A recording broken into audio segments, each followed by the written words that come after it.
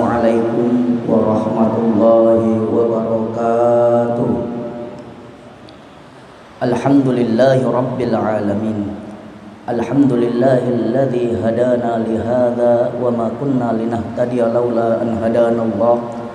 Asyhadu an la ilaha illallah wahdahu la syarika lah wa asyhadu anna Muhammadan abduhu wa rasuluhu la nabiyya ba'dah. Allahumma salli wa sallim wa barik ala hadzal nabiyil karim sayyidina wa habibina wa syafi'ina wa maulana Muhammad wa ala alihi wa ashabihi ajma'in, amma ba'd. Hadratal mukarramin al muhtaramin jami'al masyayikh wal asatid, seluruh para alim ulama yang saya muliakan, serta jamaah salat zuhur yang insyaallah dirahmati Allah Subhanahu wa taala. Alhamdulillah, pada kesempatan zuhur kali ini Allah memberikan kesempatan kita untuk duduk di majelis ilmu dengan niat thalabul ilmi, menimba ilmu agama. Mudah-mudahan langkah kaki kita dari rumah menuju ke masjid yang mulia ini dicatat oleh Allah sebagai amal ibadah kelak di yaumil qiyamah nanti. Amin ya rabbal alamin.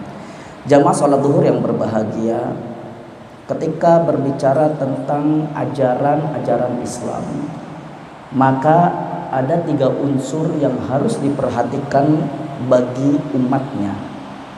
Unsur yang pertama adalah akidah, yang nanti dari akidah itu melahirkan nilai-nilai ketauhidan.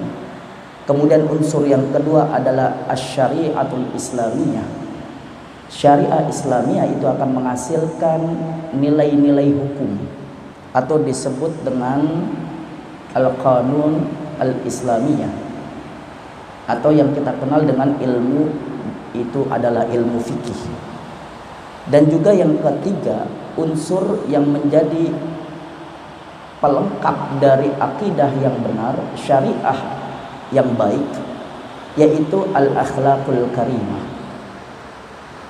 Apa itu akhlaqul karimah? Akan menghasilkan nilai-nilai zuhud atau dikenal dengan ilmu tasawuf. Nah, 3 unsur ini adalah merupakan rangkaian yang harus dimiliki oleh setiap ajaran agama, khususnya umat yang beragama Islam. Unsur akidah, unsur syariah, dan unsur akhlak. Kenapa 3 unsur ini harus sinergi antara satu dengan yang lainnya? Karena tidak akan mungkin seorang yang mengatakan amantu billah, aku beriman kepada Allah, namun tidak menjalankan aturan-aturan Allah. Dan tidak mungkin seorang mukmin akan mengatakan amantu billah, aku beriman kepada Allah, kemudian wa utabbiqus syariah, dan aku mengimplementasikan, menjalankan aturan-aturan Allah, tapi ternyata tidak memiliki akhlak atau etika. Karena bagaimanapun juga ajaran Islam itu dibangun dengan perilaku yang baik. Salah satu contoh adalah bagaimana kita menjalankan hukum syariah yang telah digariskan di dalam ajaran agama. Di dalam bab muamalah, interaksi antara hubungan muamalatu ma'al insan, muamalatu ma'al hayawan, muamalatu ma'an nabatat, muamalatu ma'al alam.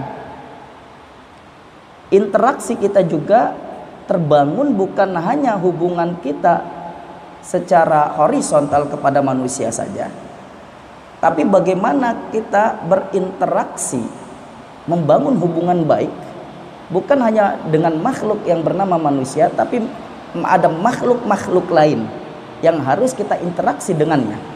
Di antaranya adalah bagaimana kita bisa berinteraksi dengan tumbuh-tumbuhan, bagaimana kita bisa berinteraksi dengan binatang, bagaimana kita berinteraksi dengan alam semesta ini, sehingga pada saat kita hidup di alam dunia ini, mereka-mereka itu bersanding dengan manusia secara baik.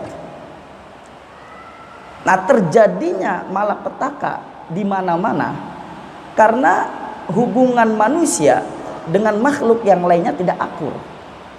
Salah satu contoh, ketika muamalatul insan bainal insan wal hayawan. Hubungan atau interaksi antara manusia dengan binatang. Berapa banyak binatang yang menjadi korban keganasan manusia?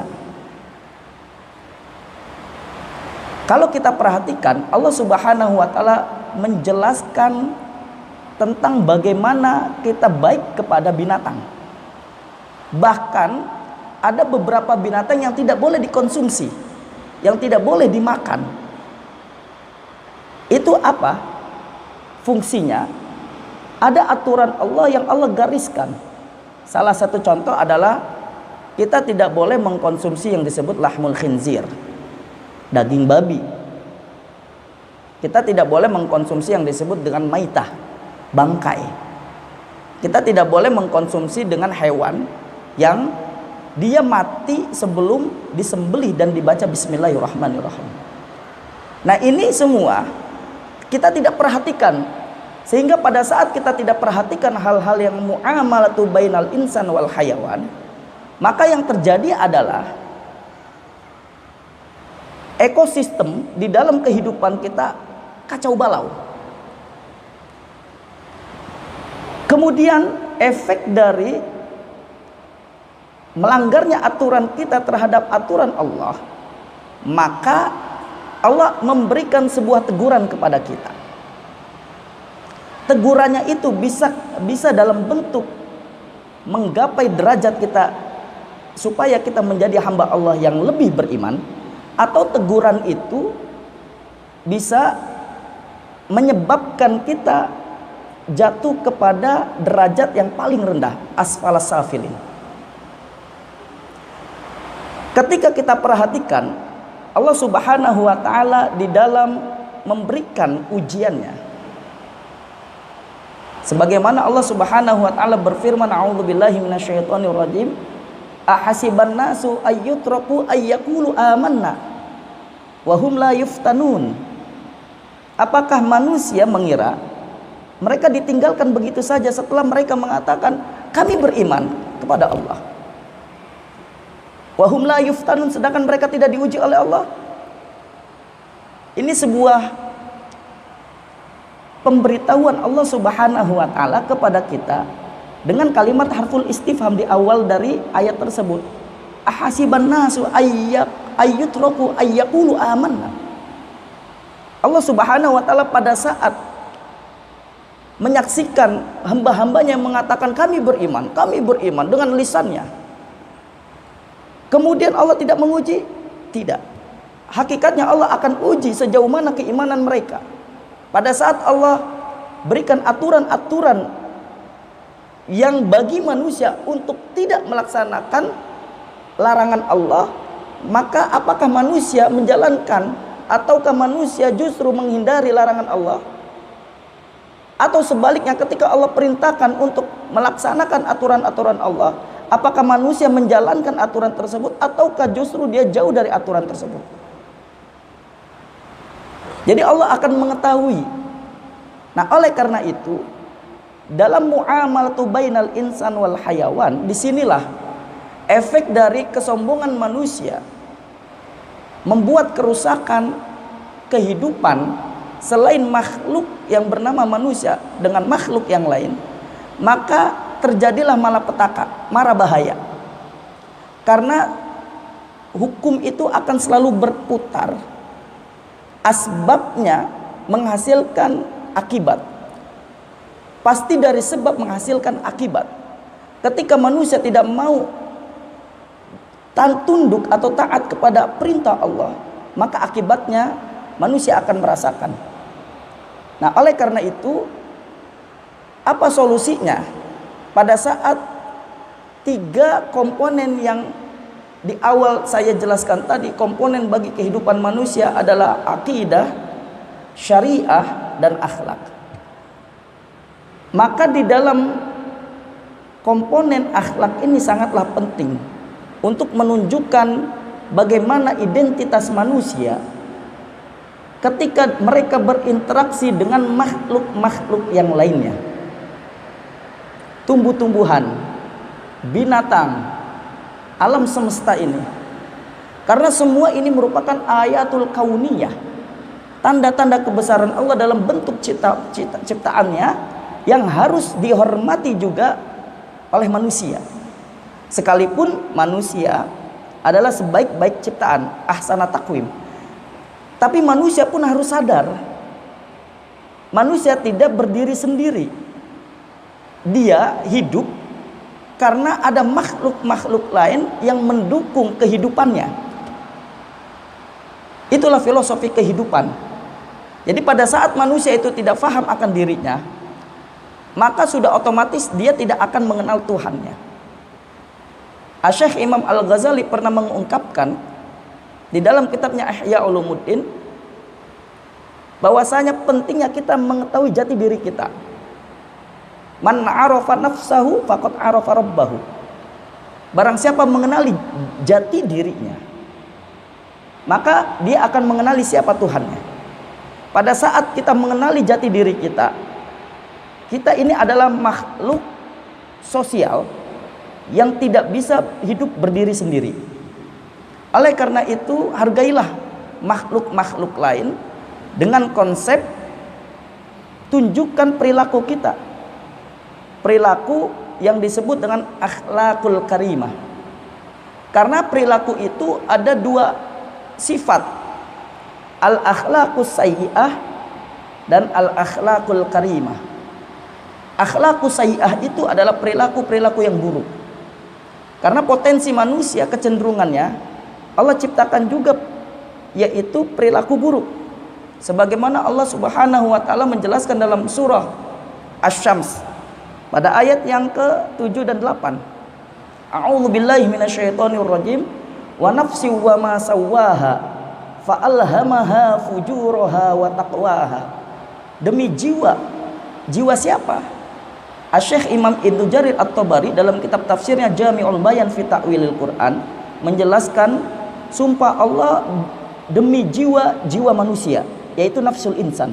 Wa nafsi wa ma sawwaha, demi jiwa manusia serta penyempurnaan ciptaannya. Fa alhamaha fujuraha wa taqwaha, maka kami ilhamkan jiwa manusia tersebut fujuraha. Apa yang dimaksud dengan fujur? Yang dimaksud dengan fujur adalah al-a'malus sayyi'ah wal ma'asi, yaitu perilaku-perilaku keburukan dan kemaksiatan. Ini potensi yang ada dalam diri manusia. Oleh karena itu, ketika kita memiliki akhlak, perilaku yang sayyi'ah, yang buruk, maka efeknya akan berdampak kerusakan baik di dalam diri kita maupun orang lain.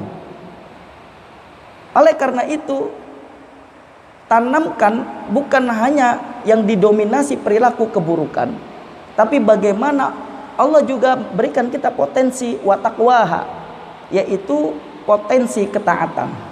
Nah, ketaatan inilah yang harus lebih dominan, yang harus lebih menguasai di dalam diri kita. Sehingga hidup ini, selain kita bertauhid yang benar, bersyariah yang baik, tapi kita juga harus memiliki perilaku kebajikan, perilaku nilai-nilai yang positif di dalam kehidupan kita. Inilah yang disebut akhlakul karimah.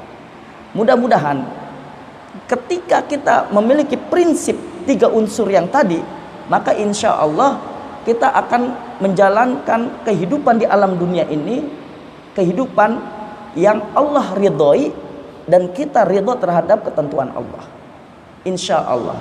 Dan mudah-mudahan kesempatan Kultum Duhur kali ini memberikan kita untuk selalu memotivasi diri menjadi manusia yang lebih baik. Kita akhiri dengan doa. A'udzubillahi minasyaitonirrajim. Bismillahirrahmanirrahim. Astaghfirullahaladzim, astaghfirullahaladzim, astaghfirullahaladzim. Alhamdu ya ma'bud. Allahumma salli wa sallim wa barik ala sayyidina Muhammad wa ala alihi wa ashabihi ajma'in. Allahumma ighfir lil mu'minina wal mu'minat wal muslimina wal muslimat al ahya'i minhum wal amwat. Allahumma a'inna ala dzikrika wa syukrika wa husna ibadatik. Allahumma la tada' lana fi hadha majlisina dhanban illa ghafartah, wala hamman illa farrajtah, wala daynan illa qadaitah, wala maridan illa syafaitah, wala aiban illa sattartah. ولا حاجة من حوائج الدنيا والآخرة إلا قضيتها ويسرتها يا أرحم الراحمين. ربنا تقبل منا إنك أنت السميع العليم وتب علينا إنك أنت التواب الرحيم. ربنا آتنا في الدنيا حسنة وفي الآخرة حسنة وقنا عذاب النار. صلى الله على سيدنا محمد. سبحان ربك رب العزة عما يصفون وسلام على المرسلين والحمد لله رب العالمين. والله الموافق إلى أقوام الطريق. سبحانك اللهم وبحمدك أشهد أن لا إله إلا أنت أستغفرك وأتوب إليك. السلام عليكم ورحمة الله وبركاته.